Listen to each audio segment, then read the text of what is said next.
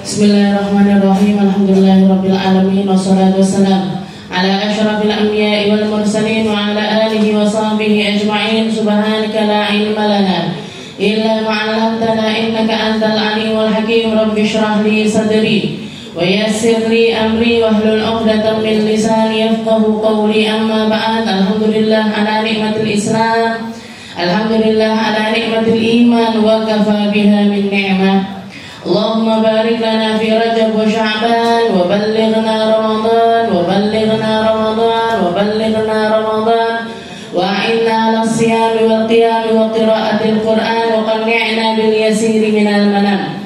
Alhamdulillah, segala puji bagi Allah Subhanahu wa taala yang memuliakan kita dengan majelis ilmu, yang memuliakan kita dengan Islam dan juga iman, yang memuliakan kita dengan kebaikan demi kebaikan, yang memuliakan kita dengan ibadah demi ibadah, zikir demi zikir, dan segala hal yang baik yang Allah Subhanahu wa taala hadirkan ke dalam kehidupan kita. Semoga dilanggengkan sama Allah, semoga diistiqomahkan oleh Allah, semoga ditambah khusyuknya, ditambah enaknya, ditambah nikmatnya, ditambah kebaikan-kebaikan dari perkara-perkara tersebut, nambah terus setiap harinya, nambah terus setiap bulannya, sehingga semuanya akan menjadi perkara-perkara yang akan kita petik nikmatnya nanti setelah mati, yang akan kita temukan kebahagiaannya setelah kita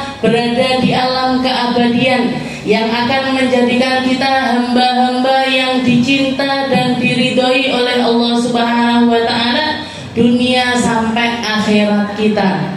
Terutamanya kita ada di bulan yang mulia, yaitu bulan Rajab. Allah Subhanahu wa taala mengatakan di dalam Al-Qur'an, "Inna iddatasy-syuhuri 'indallahi 12 syahran fi kitabillah yauma khalaqas samawati wal arda minha arba'atun hurum." Allah Ta'ala mengatakan 12 bulan yang telah Allah Ta'ala tetapkan untuk menjadi 1 tahun. Di antaranya ada hari-hari di mana Allah menciptakan langit serta bumi. Dan di antara 12 bulan tersebut ada 4 bulan yang paling istimewa di sisi Allah. 4 bulan istimewa ini dijelaskan oleh Nabi kita Nabi Muhammad SAW. 3 bulannya gandeng, sedangkan 1 bulannya sendirian. Kalau yang 3 bulan gandeng ini adalah Dzulqa'dah, Dzulhijjah serta Muharram, sedangkan yang menyendiri itu adalah bulan Rajab yang sekarang ini kita ada di dalamnya, yang sekarang ini sedang kita alami, yang sekarang ini hembusan aromanya Rajab ini ada mengelilingi kita semuanya. Kalau dulu di zaman sebelum Nabi Muhammad SAW, orang-orang jahiliyah menamai Rajab ini dengan sebutan Rajabul Asam, bulan Rajab yang tuli. Kenapa kok dinamakan Rajab yang tuli? Karena selama bulan Rajab ada peraturan yang tidak tertulis tapi ditaati oleh semua orang-orang Arab, yaitu ketika masuk bulan Rajab mereka wajib meletakkan pedangnya, panahnya, tombaknya. Mereka tidak boleh melakukan peperangan sama sekali. Jadi kalau pegel-pegel, kalau marah-marahan atau tukaran antara satu suku dengan suku yang lainnya, ditunda dulu perangnya, nunggu sampai Rajabnya selesai. Kenapa? Karena Rajab sudah mereka muliakan. Jadi Rajab ini sudah mulia bahkan sebelum datangnya Nabi Muhammad SAW. Tapi begitu datangnya Nabi Muhammad mengganti yang disebut atau dikatakan, dijuluki sama orang-orang dengan mengatakan Rajabul Asam. Katanya Nabi Muhammad, bal hiya Rajabul Asab. Ini bukan bulan yang tanpa peperangan atau bulan yang tuli karena tidak adanya peperangan, enggak ada suara gemuruh perang sama sekali. Tapi katanya Nabi Muhammad, bal huwa Rajabul Ashab. Ini adalah bulan yang Allah Ta'ala itu menumpahkan kebaikan itu sudah semacam air bah. Jadi kalau misalkan ashab itu apa? Ashab itu misalkan saya punya air 1 botol ini, saya tumpahkan semacam ini, diwalik bu, sehingga apa yang terjadi kalau dibalik? Kutah kabeh, habis semuanya. Apa yang dihabiskan sama Allah Ta'ala? Kebaikannya Allah, kemurahannya Allah, rahmatnya Allah, ampunannya Allah, anugerahnya Allah. Allah Ta'ala enggak hitung-hitungan untuk memberikannya kepada manusia. Tergantung kita mau datang kepada Allah Ta'ala membawa apa? Apa yang kita minta dari Allah? Ya Allah, ampuni saya, dikasih ampunan sama Allah. Ya Allah, kabulkan doa saya, dikabul sama Allah. Ya Allah, kasih saya rahmatmu, kasih saya ampunanmu, kasih saya kebaikanmu. Allah Ta'ala akan memberikannya jauh dari apa yang kita prediksikan. Kalau misalkan kita bayangkan, kalau kita datang tunuk-tunuk menghadap Allah Ta'ala, ya Allah, nyuwun 100 sekarang kan pinjam dulu 100 tapi kalau sama Allah Ta'ala nggak perlu pinjam, minta aja. Ya Allah, minta 100. Apa yang diberikan sama Allah Ta'ala? Kok 100? Tak kasih 1 juta, tak kasih 1 miliar, tak kasih 100 miliar, tak kasih di atas apa yang kamu prediksikan. Kita minta seember sama Allah Ta'ala dikasih 1 bak. Kita minta sama Allah Ta'ala 1 bak, dikasih sama Allah Ta'ala 1 danau. Kita minta 1 danau sama Allah Ta'ala, dikasih lautan kita bu sama Allah Ta'ala. Kenapa? Saking banyaknya apa yang Allah Ta'ala umbar bagi hambanya ketika masuk bulan Rajab. Makanya Nabi Muhammad SAW mengatakan Rajab syahrullah, wa Sya'banu syahri, wa Ramadan syahru ummati. Rajab itu bulannya Allah. Padahal semua bulan 12 ini punyanya Allah Ta'ala semuanya. Tapi Nabi Muhammad mengatakan Rajab syahrullah. Rajab ini bulannya Allah. Kalau Sya'ban bulannya Nabi Muhammad. Kalau Ramadan bulannya umatnya Nabi Muhammad SAW. Itu kalau kita mikir secara logika, kayak kita punya makanan 1 meja bu, jangan masak 1 meja penuh. Ada sate, ada gulai, ada tempe, ada tahu, ada indomie, ada telur, ada nasi, sambal dan lain sebagainya. Setelah itu kita mikir, ini indomie senengane anak nomor 1 ku, didelik nih. Ini sambal pedes ini sukaannya suami saya, didelik nih. Tempe tahu bagianku, sate gulai tidak ada yang suka berarti. Jadi didelik nih, indomie didelik nih, sambal didelik nih, terus habis itu tahu tempe didelik nih. Padahal 1 meja ini punyanya kita semuanya. 1 meja ini punyanya kita semua. Jenengan yang masak, jenengan yang bakar-bakar, jenengan yang ngulek bumbu, jenengan yang punya semuanya. Tapi kenapa kok ini disendirikan? Ini kenapa kok disendirikan? Karena ini jadi favoritnya orang-orang tercinta serta diri kita sendiri. Begitu juga dengan Allah Ta'ala. Makanya Nabi Muhammad mengatakan Rajab itu bulannya Allah. Allah nggak hitung-hitungan ketika ngasih kepada hambanya di bulan tersebut. Allah Ta'ala akan membersihkan mereka yang minta dibersihkan. Allah Ta'ala akan mengabulkan siapapun yang minta dikabulkan. Allah Ta'ala akan nerima taubat dari siapapun yang minta pertaubatan kepada Allah Subhanahu wa Ta'ala. Rajab bulannya, Rajab syahrullah. Wa Sya'ban, kalau Sya'ban nanti bulan depan itu bulannya Nabi Muhammad sallallahu alaihi wasallam. Jenengan kalau mau caper-caper sama Nabi nanti di bulan Sya'ban. Kalau jenengan pengen nyari kedekatan sama Nabi, pengen nyari hubungan yang lebih dengan Nabi, pengen nyari ikatan-ikatan khusus dengan Rasulullah Sallallahu Alaihi Wasallam, ambil itu nanti di bulan Sya'ban. Kalau Ramadan apa? Ramadan syahrul ummati.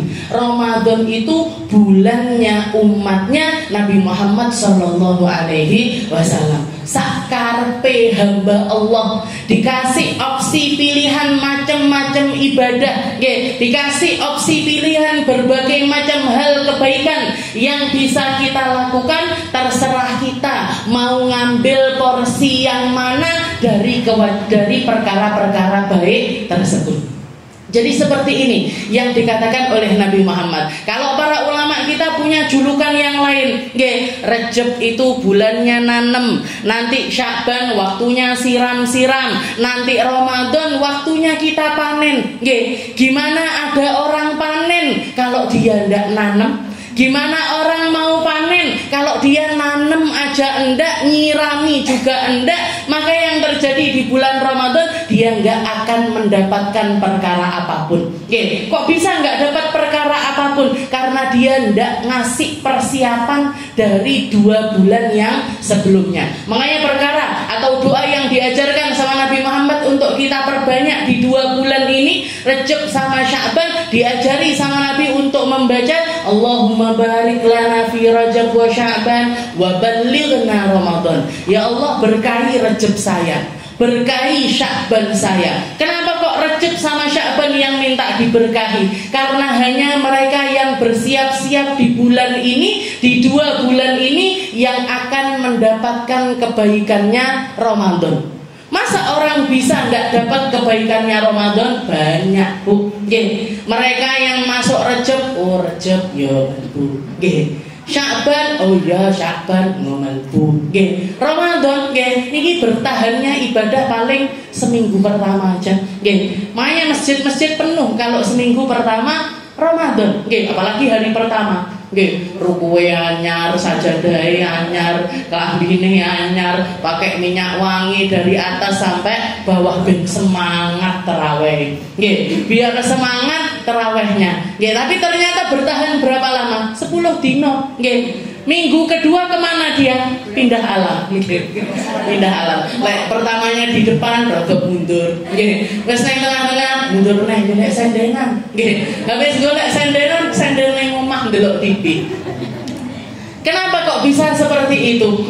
Kenapa sekecil itu atau segampang itu remuk perkara-perkara yang baik ini kok cuman bertahan seminggu, 10 hari, cuman di awal-awal saja semangatnya. Kenapa? Karena nggak ada persiapan sebelumnya. Makanya ini bulannya kita siap-siap, bulannya kita bersih-bersih dulu.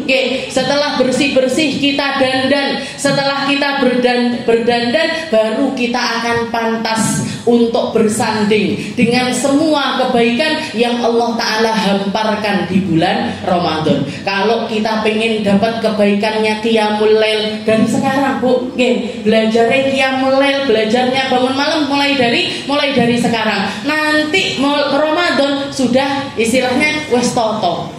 Kita pengen dapat kebaikannya Al-Quran, aku pokoknya Ramadan kudu katam Quran. Mosok dari tahun-tahun kemarin ora katam-katam, separuh bar Ramadane, seperapat bar Ramadane. Kalau enggak gitu katamannya pas bareng-bareng tok. Sakjus katam niku. Tapi yang khataman sendiri ini enggak pernah sama sekali. Gimana caranya kita biar bisa dapat khatam di bulan Ramadan? Dari sekarang. Dari sekarang belajar. Saya targetnya Ramadan ini minimal, misalkan minimal sekali khataman. Kalau minimal sekali khataman berarti minimal 1 hari jenengan harus ngaji 1 juz. Itu kalau tidak ada menstruasinya. Wong perempuan mesti ada liburnya. Ya lek liburnya mek 5 hari, 6 hari saya mending. Kalau kayak saya bisa sampai 15 hari, bisa sampai 13 hari, separuh Bu hilang dari Ramadannya. Jadi kalau mau dapat kebaikannya Ramadan dari sekarang, pengen ngambil Quran dari sekarang, belajar untuk istiqomah baca Al-Quran. Pengen dapat duhanya Ramadan, mulai sekarang duhaan. Pengen dapat qobliyah ba'diyahnya Ramadan, dari sekarang qobliyah ba'diyah salat. Pengen dapat kebaikannya sedekah, mulai sekarang kita belajar sedekah apapun kebaikan yang ingin kita dapatkan di bulan Ramadan, belajarnya mulai dari sekarang. Seperti yang dikatakan oleh guru saya, Habib Zain bin Smith punya julukan lain dari 3 bulan ini. Para ulama itu menyebutkan Rajab, Sya'ban, Ramadan ini dengan julukan Mawasimul Khair. Mawasimul Khair ini apa? Musim-musimnya kebaikan. Kalau ini lagi musim baik, kok kita ndak nimbrung di dalam kebaikan atau ndak kecipratan sama sekali dari kebaikan tersebut, ini menunjukkan betapa jauhnya kita dari perkara baik tersebut. Orang-orang lomba-lomba untuk jadi baik, orang-orang lomba-lomba untuk nanam kebaikan, orang-orang lomba-lomba untuk nambahkan kebaikan, orang-orang lomba-lomba kulaan kebaikan. Awake dhewe mek meneng ae. Oh kuwi sedekah, oh kuwi ngaji, oh kuwi taklim, oh kuwi tok awake dhewe kirim salam. Ini berarti apa? Jauh sekali, Bu. Dan orang-orang jauh-jauh ini yang paling mungkin dapat doa dari apa yang dikatakan oleh Nabi Muhammad SAW. Nabi Muhammad itu pernah berdoa dan yang mengaminkan adalah malaikat Jibril. Malaikat Jibril berdoa dan yang mengaminkan adalah Nabi Muhammad SAW. Salah satu doanya malaikat Jibril, ya Muhammad, barang siapa yang ketemu sama bulan Ramadan kok ndak dapat kebaikannya Ramadan, fa innahu, maka orang tersebut adalah orang yang dijauhkan dari Allah Subhanahu wa ta'ala. Jadi dia menjauh. Kenapa? Karena Allah Ta'ala pun ingin menjauhkan dirinya dari kebaikannya Ramadan. Jadi salah satu kelompok paling buruk adalah mereka-mereka yang masuk ke dalam bulan Ramadan tapi tidak dapat kebaikannya Ramadan. Juga termasuk diantaranya barang siapa yang menemukan orang tuanya dalam keadaan sudah sepuh dan orang tuanya ini tidak menjadi sebabnya dia masuk ke dalam surganya Allah Ta'ala, maka ini adalah orang-orang yang dijauhkan dari Allah Subhanahu wa ta'ala. Makanya cepat-cepat, Bu, gimana caranya kita mendekat, gimana caranya kita tambah baik, gimana caranya kita tambah mikir baik, gimana caranya kita melangkah tentang kebaikan, gimana caranya kita merubah untuk jadi baik, gimana caranya kita untuk mendapatkan itu semuanya agar apa?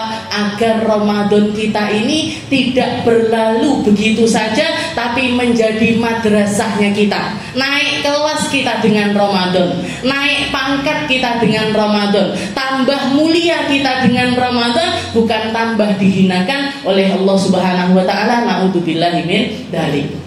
Jadi ambil porsi-porsi kebaikan di Mawasimul Khair ini, di dalam bulannya kebaikan tersebut. Rajab ini paling baiknya ngapain? Bersih-bersih. Caranya bersih-bersih ini gimana? Memperbanyak istighfar. Dieling-eling dosane awake dhewe, dieling-eling masalahnya kita, dieling-eling penghalang kebaikan antara kita dengan seseorang. Diinget-inget, kalau perlu jenengan bikin list.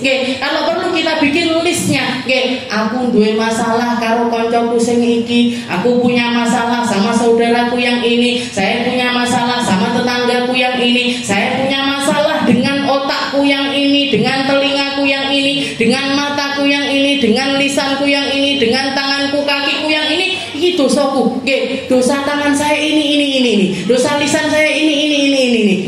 Terus diapain? Terus diistighfar. Ya Allah, ampuni mata saya.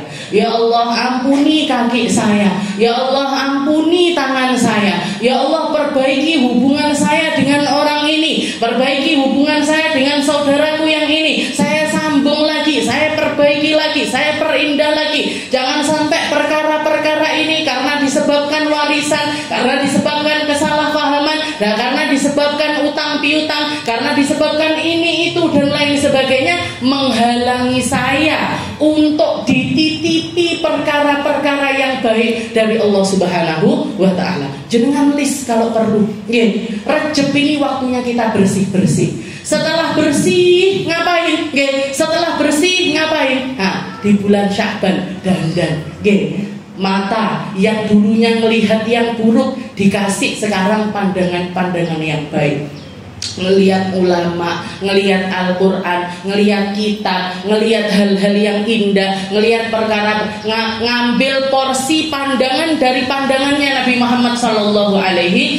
Seperti yang sering kali saya ceritakan, Nabi Muhammad itu bukannya nggak seneng sama hal indah, bukannya nggak seneng sama barang-barang mewah, bukannya nggak seneng dengan perkara duniawi, tapi perkara-perkara dunia itu tidak melenakan beliau, tapi mengingatkannya untuk nyampe ke akhiratnya Allah Ta'ala. Beliau kalau melihat ada unta yang indah, katanya Nabi Muhammad, Allahumma la khaira illa khairal akhirah, Allahumma la aisha illa aishal akhirah. Ya Allah, unta ini indah, unta ini saya pengen punya, saya pengen juga naikin, tapi kalau unta ini enggak bikin saya tambah dekat kepadamu, percuma saya punya unta ini. Mendingan saya nggak punya sekalian, mendingan saya nggak punya sekalian. Tapi kalaupun saya memiliki kendaraan indah ini, jadikan kendaraan ini menjadi kendaraan saya juga nanti di surgamu.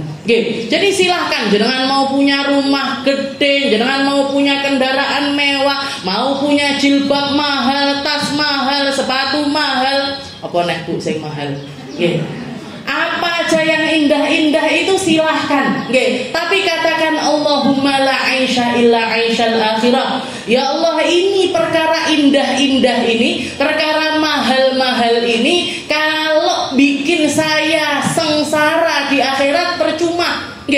Tapi kalau perkara-perkara indah ini nyampaikan saya untuk lebih dekat kepadamu, untuk lebih layak bersanding dengan nabimu, untuk lebih layak dekat sama orang-orang muliamu, pertahankan dia, jadikan saya orang-orang yang mampu menggenggamnya hanya di tangan saya, tapi nggak sampai masuk ke dalam hati saya. Itu yang dilakukan sama Nabi Muhammad SAW. Jadi semua perkara indah, semua hal duniawi ini ikut melok, ikut dibawa sampai ke akhirat, bahkan jadi saksi-saksi di hadapan Allah untuk tambah, untuk nambahi kenikmatan surganya, untuk nambahi derajat surganya, untuk tambah mendekatkan dengan orang-orang mulia. Mungkin kita dimampukan sama Allah Ta'ala, dikasih perkara-perkara yang baik, dititipi kekhusyuan, dititipi keikhlasan, dititipi keberkahan, dititipi keistiqomahan, dititipi hal-hal yang indah, sebagaimana Allah Ta'ala titipkan itu semua kepada orang-orang mulia terdahulu. Kita lanjutkan pembahasan kita di dalam kitab Uqudul Lijain ila anqal qala al-muallif rahimahullahu taala wa nafa'ana bihi wa bi ulumi fid darain wa hukiya annahu lamma mata zawjul waliyah Rabi'atul Adawiyah radhiyallahu anha ista'dana al-Hasan al-Basri wa ashabu fa'adinat lahum bid-dukhul.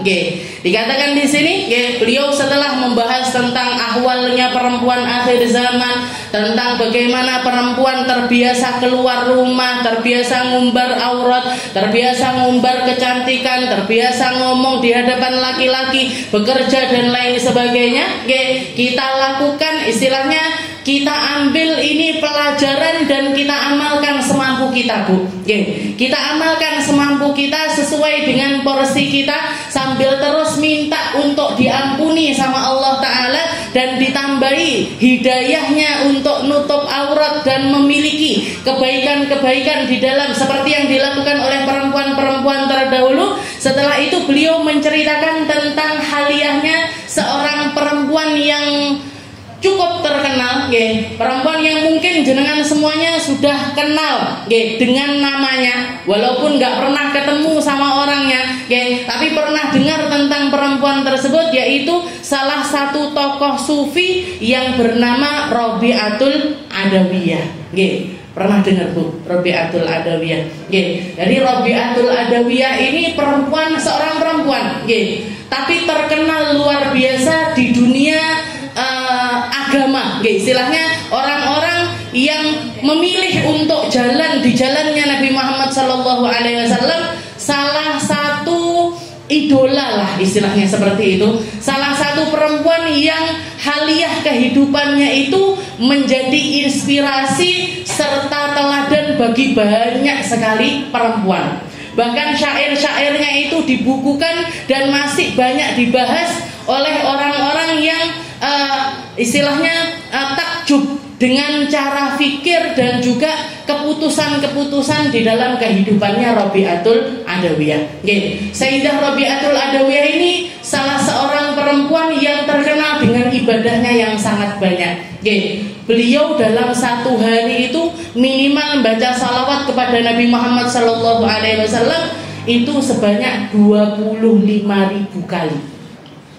Jadi sholawatnya sehari semalam itu bisa mencapai 25.000 kali. Itu kalau masuk bulan Ramadan bisa sampai 70.000. Bayangkan sama sholawatnya kita 100, 200. Wih, gak lali saja. Jadi beliau yang terhitung sholawatnya itu dalam sehari semalam itu bisa mencapai 25.000 sampai 70.000. Dan salah satu hal yang terkenal juga, beliau termasuk seorang perempuan. Kalau yang kita kenal dari kalangan laki-laki ini lumayan banyak. Sayyidina Ali Zainal Abidin melaksanakannya. Setelah itu banyak dari golongan-golongan sahabat Nabi yang juga melakukan ibadah semacam tersebut. Tapi kalau dari golongan perempuan ini sangat dikit sekali. Apa itu? Beliau sholat malamnya, sepanjang malam itu beliau melaksanakan sholat sebanyak 1.000 rakaat. Setiap hari sampai meninggal dunia.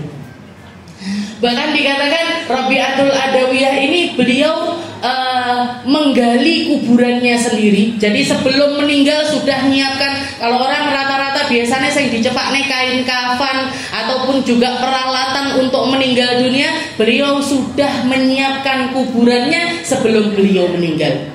Dan sebelum kuburannya ini, istilahnya sebelum beliau meninggal dan akhirnya dikuburkan di kuburan tersebut, beliau sudah menghatamkan Al-Quran di dalam kuburan tersebut sebanyak 1.000 kali. 1.000 kali hataman beliau laksanakan di dalam kubur sebelum meninggal, bukan setelah meninggal. Lebar meninggal sudah iso ngaji. Tapi sebelum meninggal beliau setiap harinya datang ke kuburan tersebut ngaji di situ. Dan terhitung selama sampai beliau akhirnya meninggal itu di dalam kuburan itu beliau sudah pernah menghatamkan Al-Quran 1.000 kali hataman. 1.000 kali hataman. Ini Rabi'atul Adawiyah. Tapi kalau kita melihat itu semuanya adalah sebuah pencapaian.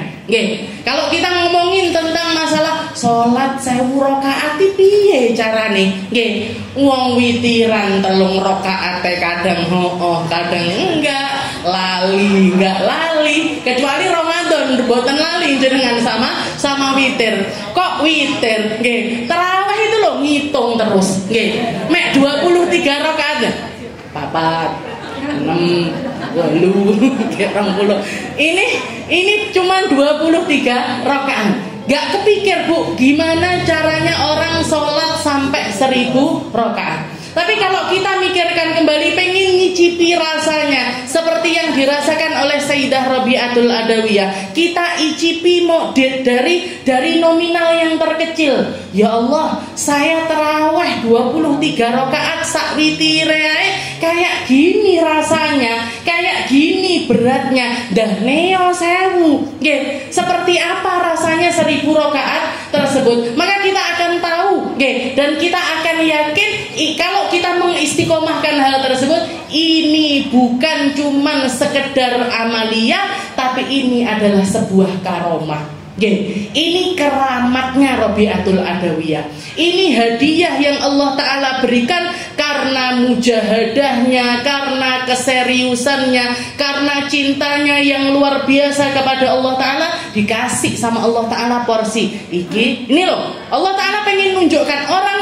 Salah satu tanda hamba itu diampuni, salah satu tanda hamba itu diridhoi, salah satu tanda hamba itu dicintai sama Allah Ta'ala. Kita bisa melihat itu dari ibadahnya seseorang. Kalau orang ini dikuatkan sama Allah Ta'ala ibadahnya, maka ini menunjukkan kalau dia adalah orang yang dicinta oleh Allah Subhanahu wa Ta'ala. Saya pernah merasakan ayahku, ketika saya masih berumur sekitar 17 atau 18 tahun. Dilalah sama Allah Ta'ala itu dikasih kesempatan untuk berangkat sekolah ke Hadramut. Saya nyaksikan sendiri guru saya yang bernama Hubabah Khadijah, Syarifah Khadijah ini ibu dari guru saya Habib Zain, Habib Segaf. Kalau makanya orang mengatakan kalau pengen punya anak-anak yang baik-baik, punya anak-anak yang sukses, punya anak-anak yang mulia dunia sampai akhiratnya, jangan dilihat anaknya, lihat ibunya. Jangan lihat ibunya. Saya lihat sendiri betapa kuatnya Hubabah Khadijah. Ketika kita berangkat perjalanan, saya lihat sendiri beliau itu di bus yang dipegang Al-Quran, di pesawat yang dipegang Al-Quran. Waktunya kita kalau di pesawat biasanya sendoknya api, ikine api, mencet-mencet ini kayak orang ngoten niku. Beliau wes enggak heran lagi, beliau yang dipegang Al-Quran. Setelah itu dengar cerita kita dari orang-orang yang bantu-bantu yang khidmah sama-sama beliau ini, katanya mereka Ustazah Khadijah itu di rumah ataupun di perjalanan 3 hari sekali hatam Al-Quran. 3 hari sekali hatam Al-Quran. Berarti sehari berapa juz, Bu? 10 juz. Nggak heran dihadiahi sama Allah Ta'ala anak kayak Habib Zain, dikasih hadiah anak kayak Habib Segaf. Semua anaknya jadi ulama. Semua anaknya anak-anak yang berbakti sama orang tua. Nggak sampai situ saja saya takjubnya. Padahal umurnya beliau waktu itu mungkin sudah 60 tahun lebih. Kita perjalanan dari Jakarta sampai ke Hadramut. Karena ngantarkan saya untuk sekolah di pondoknya Habib Umar, itu perjalanan pesawat 13 jam. Nyampe sana di Son'a, di bandara Son'a, nyampe ke Hadramut itu masih naik bis lagi 10 jam. Jenengan bayangkan niki boyok kaya opo, naik istilahnya duduk terus hampir 24 jam. Hampir 24 jam itu keadaannya panas, keadaannya terik, dan lain sebagainya. Tapi apa yang terjadi sama Hubabah Khadijah ini? Begitu turun di bandara Son'a, nyampe di penginapan, istirahat dulu nyampe di penginapan, itu beliau itu nyampe itu sudah isya, mungkin jam 8 atau jam 9 malam. Beliau langsung ke kamar mandi, wudhu, ke kamar, waktu itu sudah Ramadan, ke kamar mandi, wudhu. Setelah itu yang khidmah ini, murid-muridnya ada yang pergi ke kamarnya kita, ke kamarnya anak-anak yang ikut ziarah waktu itu. Ayo siapa yang punya wudhu, siapa yang sudah punya wudhu, sholat jamaahan sama Ustazah Khadijah. Kebetulan saya sudah wudhu. Karena pikirannya nopo, dandang wudhu, dandang sholat, dandang bubuk. Karena sudah capek sekali, karena sudah letih sekali. Saya semangat, saya sudah wudhu. Saya waktu itu 2 orang, saya sama adiknya Ustazah Halimah Alidrus, Kanca Ustazah Aisyah Alidrus waktu itu. Jadi kita berdua masuk ke kamarnya Ustazah, sholat isya bareng Ustazah Khadijah. Begitu selesai sholat, jadi ketika kita masuk Ustazah Khadijah niku sampun sholat qobliyah entah berapa rakaat. Kita masuk karena Ustazah sudah siap, ayo qomat. Sholat isya, beliau yang imami. Selesai sholat isya, beliau nambahi ba'diyah 4 rakaat. Kita wes ngene, balik ke kamar, kok sungkan gitu. Nah, jadi setelah selesai 4 rakaat, sudah balik badan, habis itu bilangnya, kalau capek pulang aja ke kamar. Kalau nggak capek, ayo terawih sama Ustazah. Ustazah umur 60 tahun, boten capek. Lah saya masih umur 17 atau 18 tahun waktu itu. Masa mau bilang capek? Marhaba Ustazah, ikut istilahnya ikut sholat tarawih. Di dalam hati itu sudah paling 4 selesai, 4 kali salam selesai, 4 kali salam bablas, 8 kali salam selesai, 8 kali bablas, sampai akhirnya 20 rakaat. Saya ditambahi sama witir, masih ditambah sama witir. Jadi selesai istilahnya, dan pakai surat-surat yang istilahnya nggak terus dipendek-pendekin, Fatihah, Yasin, Allahu Akbar, boten. Jadi suratnya sama kayak orang kayak kita sholat tarawih di Indonesia dalam porsi normal lah, walaupun nggak panjang-panjang sekali. Niku setelah selesai, begitu selesai, Ustazah balik badan, doanya niku nggak kalah panjang.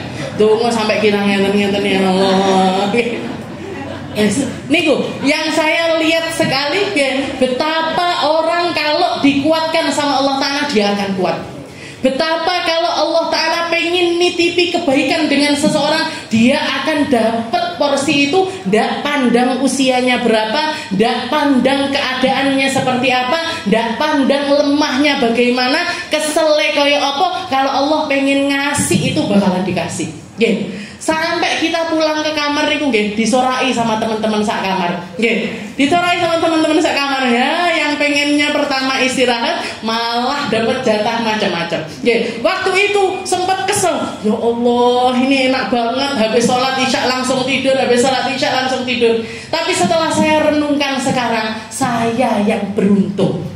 Saya yang bejo diimami sama Ustazah Khadijah, ngelihat betul betapa Allah Ta'ala kalau kasih, kalau ridho, kalau seneng sama seseorang, dikasih porsi luar biasa dari ibadah-ibadah kepada Allah Ta'ala.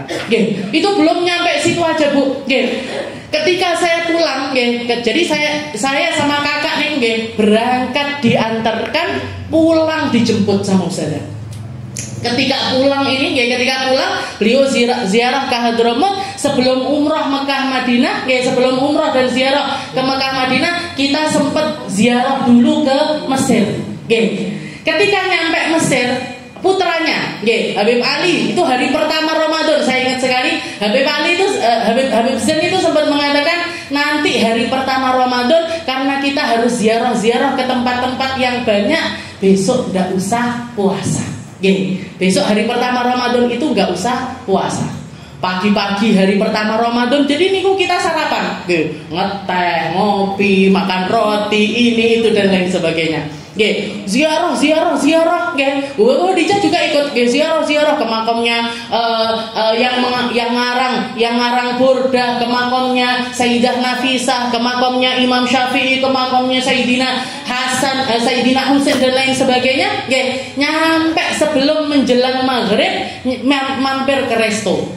Jadi makan pagi di hotel, makan mau maghrib niku istilahnya sekitar jam 4 sore niku kita mampir restoran untuk makan siang.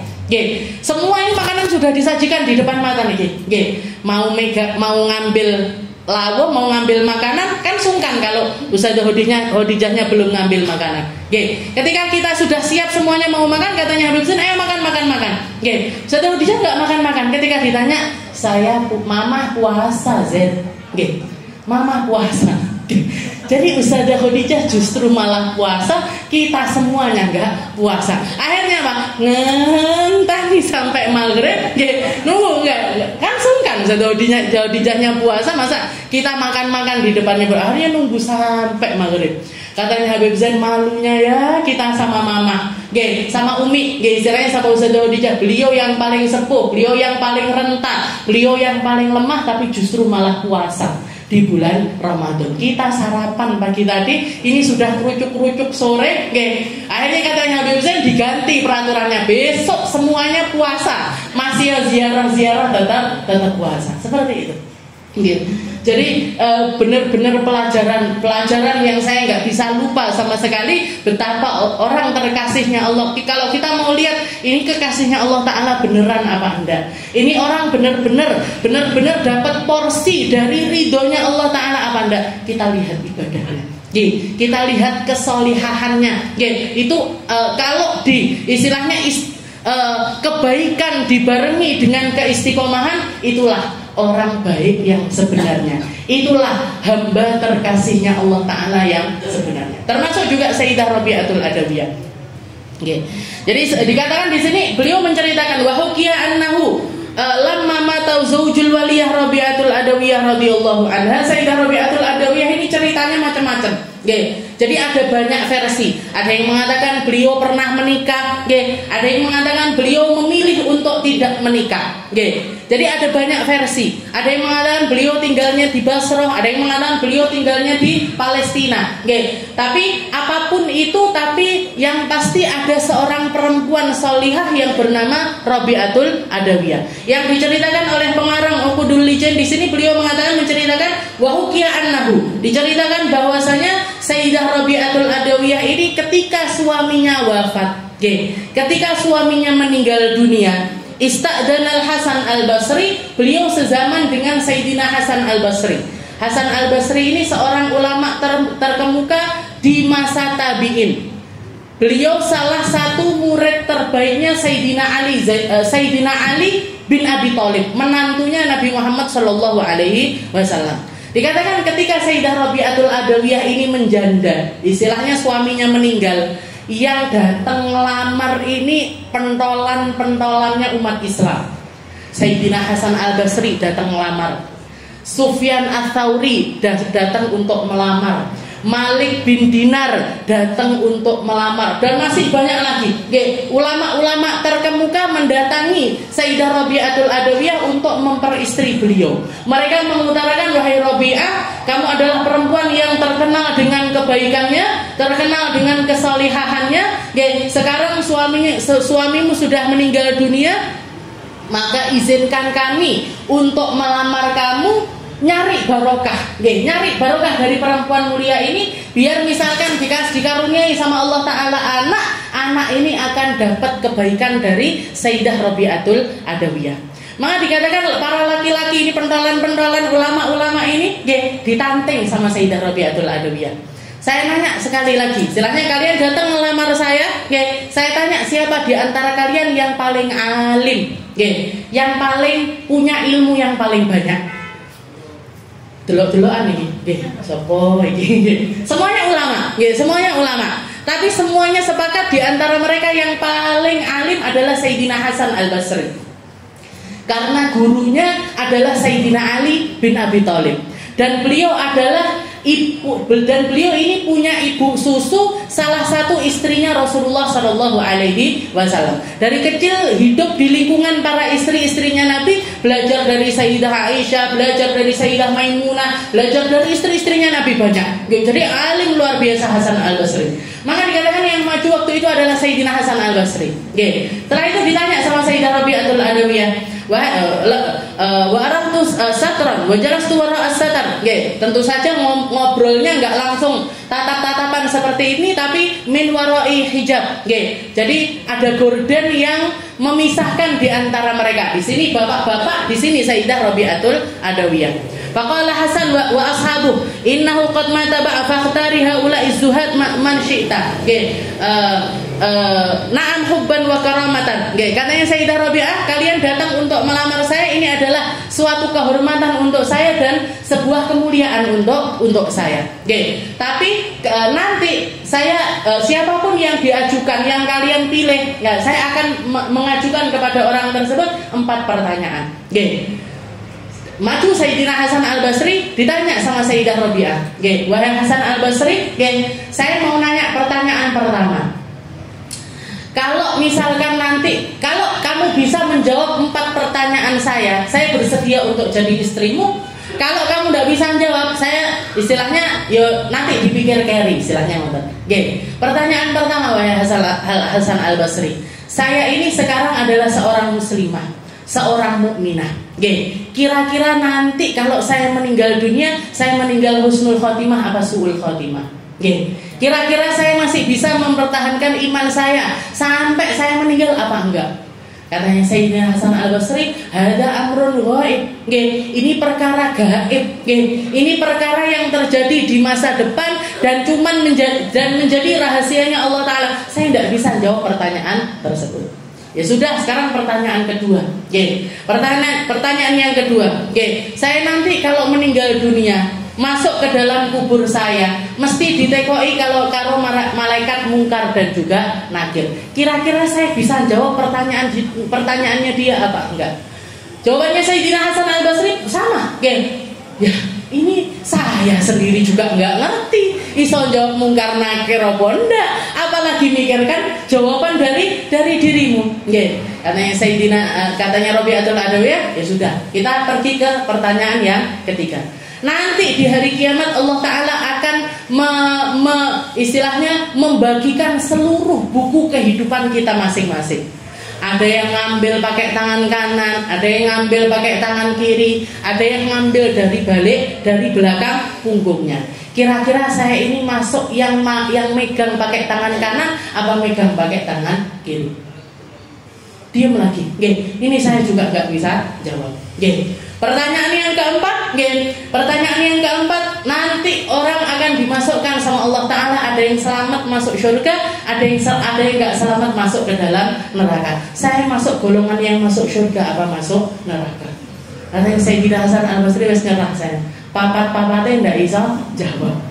Empat-empatnya saya nggak bisa jawab. Maka Rabi'atul Adawiyah mengatakan, wahai Hasan Al-Basri, kamu kira seseorang yang otaknya, pikirannya, hatinya, seluruh kehidupannya sudah disibukkan untuk memikirkan tentang perkara empat tersebut, seko berapi masih punya kesempatan untuk memikirkan pernikahan apa enggak? Nah, jawabannya beliau seperti itu. Waqalat aman lahu hammun hadhil arba' yahtaj ila zauj. Orang yang sudah penuh pikirannya untuk memikirkan empat perkara tersebut, kira-kira masih sempat mikirkan pernikahan atau tidak? Aw yatafarraq ila ikhtiyari zauj fanduru ila hadhil abidatiz zahidah kaifa khafat khatimataha wa mahada wa rusuh wa hikmatuha. Jadi ini nunjukkan betapa kuat dan juga nancepnya keimanan Sayyidah Rabi'atul Adawiyah. Wis ndak mikir, Bu. Jadi beliau menolak lamaran dari Hasan Al-Basri tapi dengan cara yang sangat luar biasa indah, dan beliau memang istilahnya wis saya sudah enggak punya pikiran lagi untuk bersenang-senang dengan seorang laki-laki. Saya pengen fokus untuk nyari hubungan dengan Tuhanku. Saya pengen fokus untuk bersenang-senang dengan Allah Ta'ala. Saya ingin fokus untuk ibadah kepada Allah Subhanahu wa Ta'ala. Itu yang ingin dikatakan oleh Sayyidah Rabi'atul Adawiyah. Setelah itu dikatakan waruya an ba'dis salihin qala kana li Rabi'atul Adawiyah ahwalun syatta. Kisahnya Rabi'atul Adawiyah itu luar biasa banyak, dan semuanya sangat menginspirasi. Fakanat marrah yaghlub 'alaiha al-hub wa marrah yaghlub 'alaiha al-uns wa marrah yaghlub 'alaiha al-khawf. Dikatakan Sayyidah Rabi'atul Adawiyah itu seperti umumnya perempuan. Perempuan ini kan mut-mutan, gitu. Kadang senang-senang banget, kadang sedih-sedih sekali, kadang takut-takut sekali. Sayyidah Rabi'atul Adawiyah itu juga seperti itu. Kalau beliau lagi dalam keadaan senang, kelihatannya tenang, istilahnya hidupnya hudu, dan juga istilahnya ibadah itu dalam keadaan yang luar biasa tenang. Tapi di waktu yang lain beliau itu kelihatan ketakutan sekali, ketakutan sekali. Nah, dikatakan Sayyidah Rabi'atul Adawiyah itu mengatakan kabatul lail, saya itu dapat kenikmatan, sampai beliau pada akhirnya mengatakan selama 40 tahun hidup saya nggak ada sesuatu yang lebih bikin saya sumpek ketimbang tulu'ul fajr, ketimbang terbitnya matahari. Kenapa? Karena beliau nikmat di dalam ibadah malamnya. Tapi itu tidak didapatkan dengan instan. Dikatakan beliau mengatakan saya itu berproses untuk mendapatkan kenikmatan bangun malam itu selama 20 tahun, baru dapat kenikmatannya di 20 tahun yang terakhir. 20 tahun beliau berusaha untuk memaksakan diri bangun malam. Caranya beliau memaksakan diri gimana? Ekstrim, Bu. Jadi beliau setelah punya prinsip, ya Allah, saya berjanji untuk ibadah sepanjang malam. Saya akan mengisi malam saya itu dengan ibadah. Apa yang beliau lakukan? Sama kayak kita. Bangun malam ngantuk, angop, istilahnya pengen tidur lagi begitu dan lain sebagainya. Tapi beliau mengatakan setiap kali datang ngantuk di malam-malam saya akan naik ke atas rumah, ke atap rumah saya. Atapnya orang Arab nih kan nggak kayak kita genteng-genteng, tapi kan ngeten blujur-blujur ngeten. Kalau orang sekarang ngomongnya ada rooftopnya, ada rooftopnya di atas. Jadi dikatakan kalau sudah ngantuk beliau naik ke atap. Jalan di pinggirannya loteng. Jadi tambah ngantuk tambah minggir. Tambah ngantuk tambah minggir. Ini kalau ekstrim no mboten? Yo ekstrim karena kalau ngantuk titik terus kepleset titik ya. Kalau ndak ke kuburan yo ke rumah sakit. Gitu. Wong dari loteng. Jadi beliau itu seperti kalau udah ngantuk naik ke atap. Nanti jalan di pinggirannya. Nanti sampai beliau karena ketakutan itu hilang ngantuknya ibadah lagi. Nanti ngantuk lagi, naik lagi, ngotot lagi. Jadi itu yang beliau lakukan untuk memaksakan diri bangun malam. Kenapa? Karena ibadah itu memang dimulai dari dipaksakan. Jangan ngeleng-ngeleng dulu waktu kelas 4 SD, 3 SD, kelas 2 SD, ketika kita belajar puasa. Kira-kira kayak gimana caranya? Dipaksa dulu. Dipaksa dulu. Katanya ibunya kita, nggak apa-apa wes, beduk nanti buka. Nanti asar buka lagi. Pokoknya krungu adzan buka. Kenapa? Untuk melatih kita. Sampai sekarang kita merasakan kenikmatannya puasa. Sholat seperti itu, dimulai dengan pokoknya sholat, gitu. Dipaksakan dulu untuk sholat, tidak sholat digepuk, tidak sholat dijewer, tidak sholat dicetok dan lain sebagainya. Sampai akhirnya kita terbiasa untuk melaksanakan sholat. Semua kebaikan seperti itu. Bahkan abah saya pernah dibilangi sama salah seorang kiai, masalah bab sedekah, bab untuk infak harta. Katanya beliau, Yai Maskun yang ngomong sama abah saya, katanya Yai Maskun, beliau mengatakan, manggil abah saya itu, nggak manggil Habib, sedekah itu kudu dibetok, Jadi kalau kita sedekah, kalau kita mau sedekah, mau infak, nggak dibetok, nggak metu-metu, nggak akan jadi ahli sedekah, nggak akan keluar-keluar, akan sangat berat kita untuk mengeluarkan harta sedekah. Jadi gimana kalau kita mau belajar sedekah? Dipaksa dulu. Dimulai dari dipaksa. Saya memaksakan diri untuk sedekah sehari 10.000.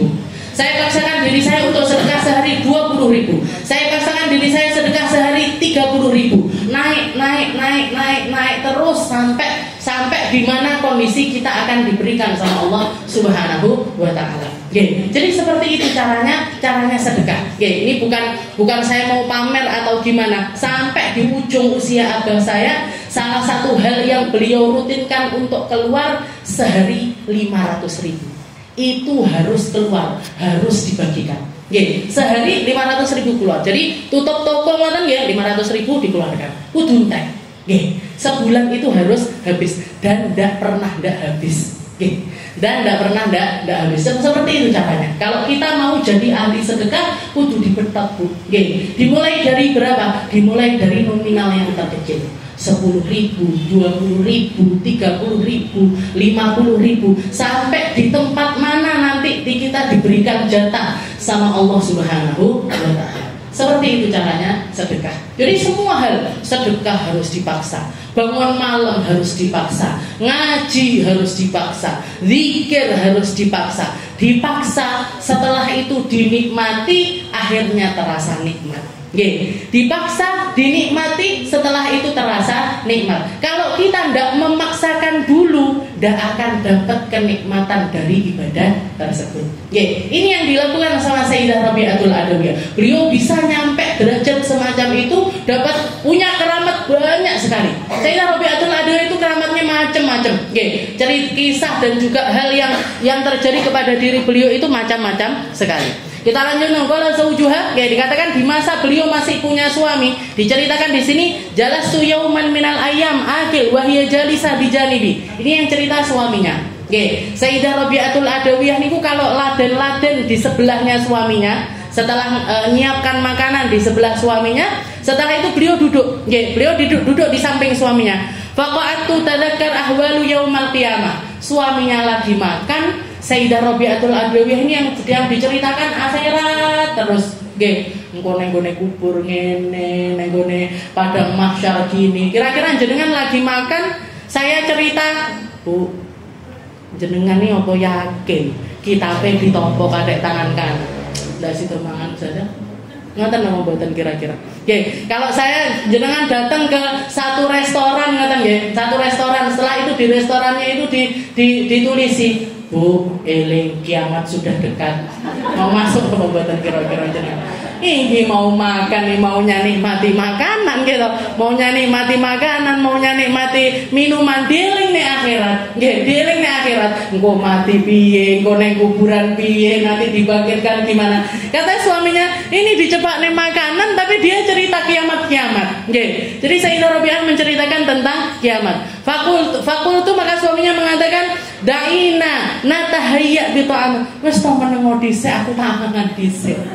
Saya tak menikmati makanan saya dulu. Faqalat, nggih, lastu ana wa anta mimman yanghassu alaihi ta'am bi dzikril akhirah. Nggih, kata Sayyidah Rabi'atul Adawiyah, saya sama kamu, kita ini adalah manusia-manusia yang tidak sepantasnya menikmati dunia, padahal tahu persis nanti bakalan kembali ke akhirat. Tahambah ndak nafsu nah gitu.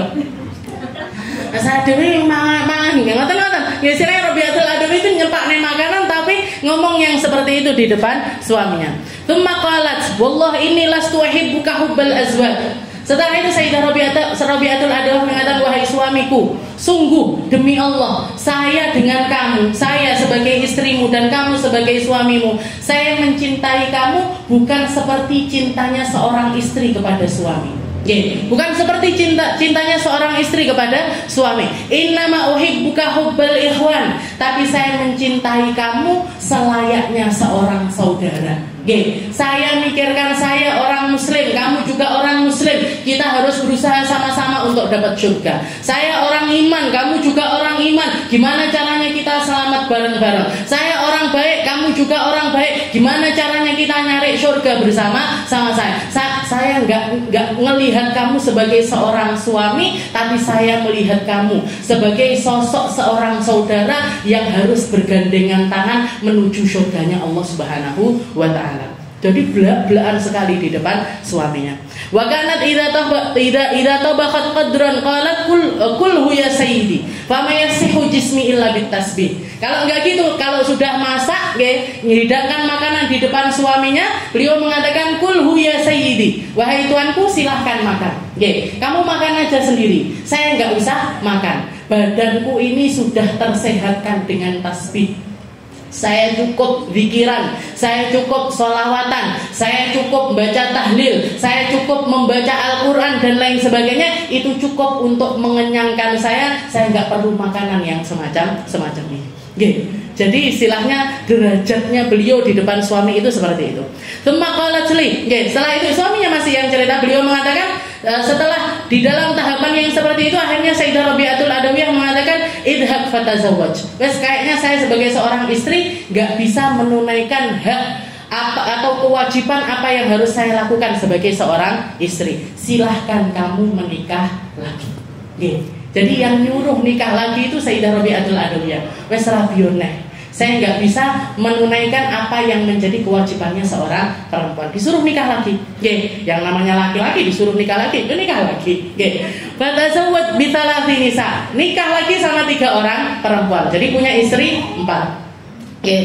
Jadi Sayyidah Rabi'ah istri pertama nikah lagi sama 3 orang perempuan. Fakanat tut'imunil laham wa taqul, tapi tetap dilayani, dimasak berkhidmah sama suaminya. Tapi setiap kali beliau menyiapkan makanan, beliau akan mengatakan setelah menikah lagi sama perempuan yang lain lagi, beliau mengatakan silahkan idhab biquwatika ila ahli, silahkan makan hidangan ini dan bersenang-senanglah kamu dengan istrimu yang lainnya.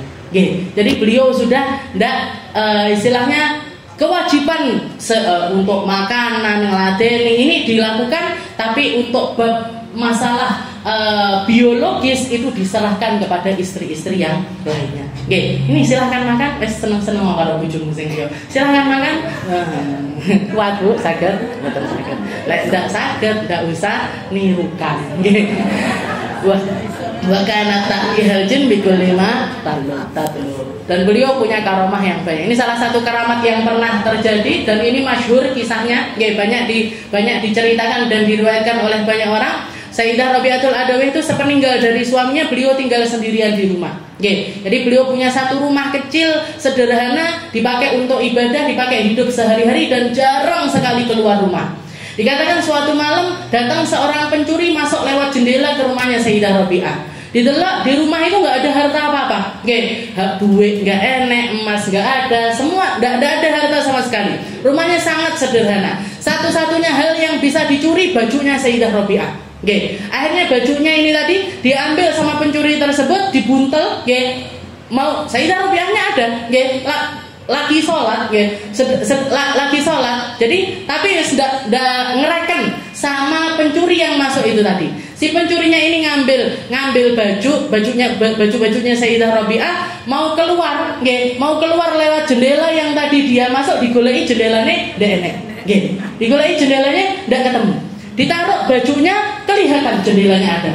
Diambil lagi mau keluar, hilang nih jendelanya. Jadi berkali-kali seperti itu. Tsumma akhadha thiyab fa khufi alaihi fawdiyat dhahra lahu wa hakadha thalatha fanada. Setelah itu dikatakan, setelah itu kedengeran di telinganya si pencuri ini mengatakan, in kanat Rabi'ah qad namat fal habibu la yanam.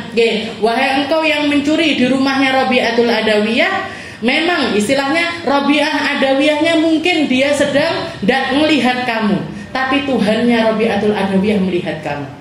Mungkin Rabi'ah Adawiyahnya tidak mendengar kamu, tapi Tuhannya Rabi'ah Adawiyah mendengar keadaanmu. Wala ta'khudhu sinatu wala naum. Dan Tuhannya Rabi'atul Adawiyah tidak pernah ngantuk, tidak pernah tidur. Fa wada'at thiyab wa kharaja minal bab. Ditaruh bajunya, baru dia keluar dari rumah tersebut. Jadi ini keramatnya Sayyidah Rabi'atul Adawiyah. Orang yang mulia dijaga sama Allah Ta'ala. Orang yang mulia dikasih porsi kebaikan, istilahnya bukan cuma dijaga ruhnya saja, tapi juga jasad-jasadnya pun dijaga oleh Allah Subhanahu wa Ta'ala. Mungkin kita dapat keberkahnya Sayyidah Rabi'atul Adawiyah.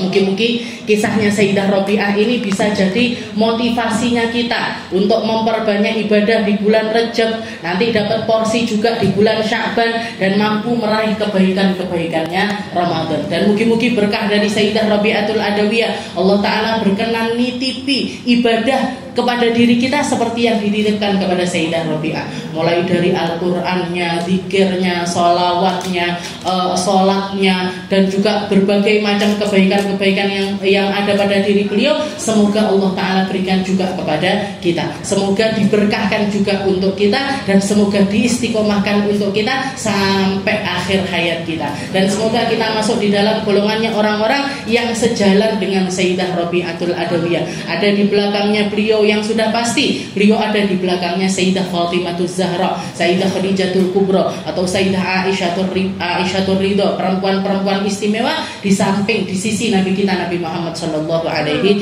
wasallam. Ala hadhihi niyah wa ala kulli niyatin salihah wa ila hadratin Nabi Muhammad sallallahu alaihi wasallam bisirril Fatihah.